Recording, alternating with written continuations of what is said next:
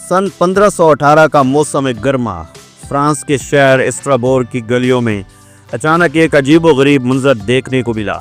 एक औरत सड़क पर आई और बेइख्तियार नाचने लगी। ना कोई मौसीकी थी ना खुशी की तकरीब, लेकिन वो मुसलसल नाचती रही। दिन गुजरते गए और देखते ही देखते दर्जनों फिर सैकड़ों अफराद उसके साथ शामिल हो गए। सब एक अनदेखे जुनून में मुब्तला होकर नाचने लगे। ये कोई तमाशा या खेल नहीं था। लोग थकन से निडार होकर जमीन पर गिरते और बाज तो इसी हाल में मौत के मुंह में चले जाते। ये वाकया तारीख में द डांसिंग प्लेग ऑफ 1518 के नाम से जाना जाता है।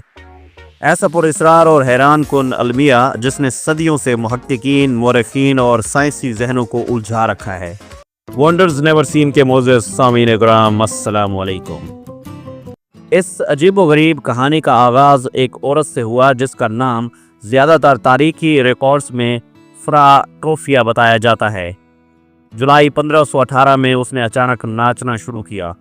वो कई घंटे नाचती रही, अगले दिन भी और उसके बाद भी, बगैर रुके, बगैर किसी वक्फे के। जल्द उसकी हालत देखकर लोगों ने उसे संजीदगी से लेना शुरू किया। कुछ ने सोचा कि वो दीवानी हो चुकी है, कुछ ने उसे रूहानी कैफियत करार दिया, लेकिन सब हैरान थे। चंद दिनों में 30 लोग इस अजीब नाचने वाली हालत में मुब्तला हो चुके थे। हफ्ते के अंदर यह तादाद 100 से तजावुज कर गई।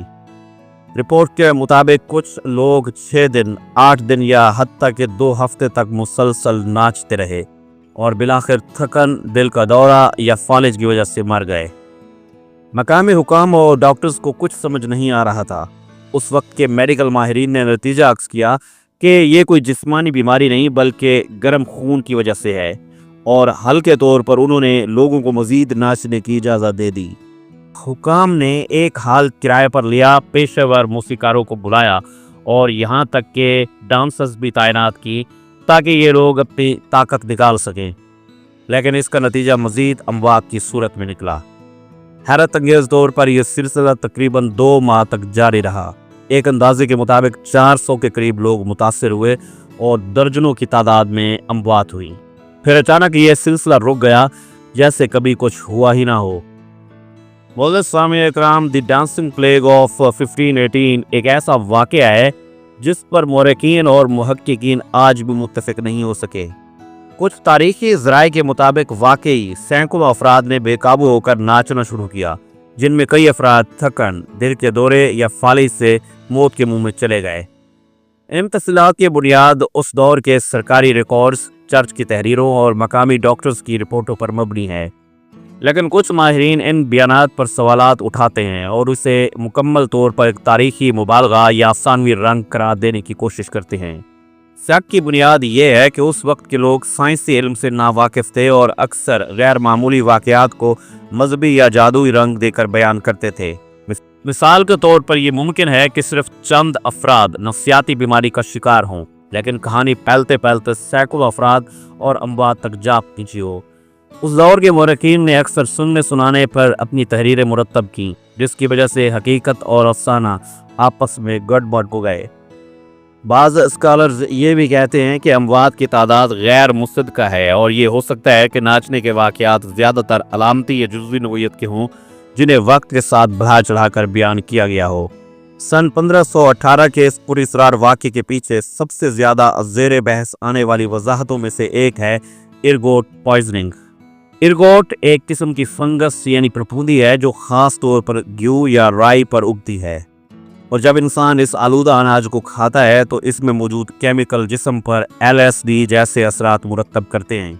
ये केमिकल इंसान के आसाबी निज़ाम को मुतासर करते हैं, जिससे शदीद झटके, तशन्नुज, पागलपन, मिर्गी की कैफियत और शऊर की खराबी जैसी अलामात पैदा होती हैं। माहिरीन का ख्याल है कि स्ट्राबोर के इलाके में उस वक्त बारिशें ज़्यादा हो रही थीं और अनाज नम माहौल में ज़ख़ीरा किया जा रहा था, जो कि इरगोट के फैलाव के लिए मिसाली हालात फराहम करता है। अगर वहाँ के अवाम ने आलूदा राई या दीगर अनाज को खाया हो तो इससे उनमें वो नफ्सियाती और जिस्मानी अलामात पैदा हो सकती थीं जो नाचने जैसी हरकत पर मजबूर कर दें। इरगोट जहर की अलामात में बेकाबू हरकतें, गुमराही, हज़ियान और जिस्म में शदीद झटके शामिल हैं। इन्हीं अलामात को देखकर मुहक्किकीन ने यह नज़रिया पेश किया कि शायद मुतासर अफराद अपनी मर्जी से नहीं बल्कि जहरीले असरात के बायस मजबूरन नाच रहे थे। अलबत्ता इस वजाहत पर भी मुकम्मल इत्तेफाक नहीं। कुछ मुहक्किकीन कहते हैं कि अगर वाकई इरगोट जहर था तो मुतासरीन को दीगर शदीद जिस्मानी अलामात भी ज़ाहिर होनी चाहिए थी, जैसा कि जलने का एहसास, जिस्मानी सोजन या अज़ा की नाकामी, जो इस तारीखी वाक़े के बयानात में कम ही मिलती है। नीज़ इरगोट का असर फ़र्द पर होता है, ना कि एक ही वक्त में सैकड़ों अफराद पर। इसलिए यह भी मुमकिन है कि इरगोट जहर सिर्फ जुज़वी तौर पर इस वाक़े का सबब हो। फिर भी इरगोट जहर एक काबिल गौर साइंसी वजाहत ज़रूर है, जिसने इस तारीखी मुअम्मा को सादा मजहबी या अफसानवी रंग से हटाकर एक साइंसी तनाजुर में देखने की राह हमवार की। अगरचे हतमी सबूत अब भी मौजूद नहीं, लेकिन इरगोट थ्योरी हमें यह सोचने पर मजबूर करती है कि कुदरती अवामिल और खुराक में जहर का असर इंसानी रवैये पर किस हद तक गहरा हो सकता है। मैस हिस्टीरिया ये सबसे ज़्यादा मानी जाने वाली थ्योरी है। इसमें लोग एक इज्तमाई जहनी कैफियत का शिकार हो जाते हैं, जिसमें वो गैर इरादी तौर पर मखसूस हरकत करने लगते हैं। उस वक्त स्ट्रासबर्ग ताउन, कहत और शदीद मुआशी दबाव का शिकार था।